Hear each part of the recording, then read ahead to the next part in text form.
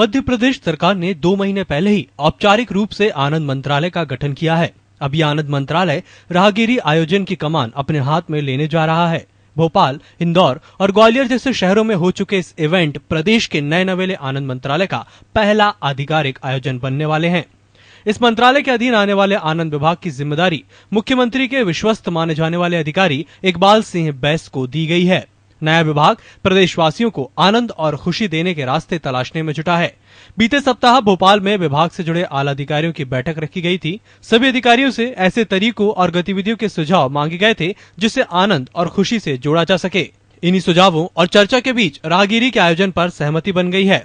जल्द ही आधिकारिक रूप से इस आयोजन की कमान आनंद विभाग अपने हाथ में लेने की घोषणा कर सकता है।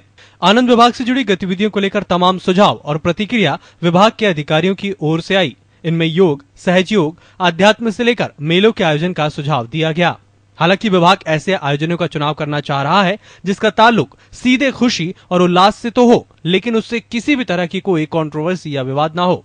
ऐसे में विभाग फिलहाल ऐसे किसी आयोजन के पक्ष में नहीं था जिस पर किसी खास मान्यता का ठप्पा लगकर बहस शुरू हो जाए। तय पैमानों के मुताबिक राहगिरी पहला ऐसा आयोजन माना गया जो एक साथ सभी के उल्लास से जुड़ा है।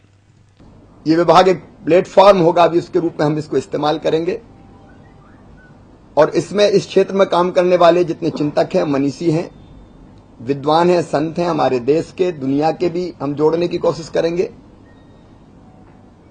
जो रोटी, कपड़ा, मकान, पढ़ाई लिखाई, दवाई का इंतजाम, ये बुनियादी जरूरतें हैं मनुष्य की।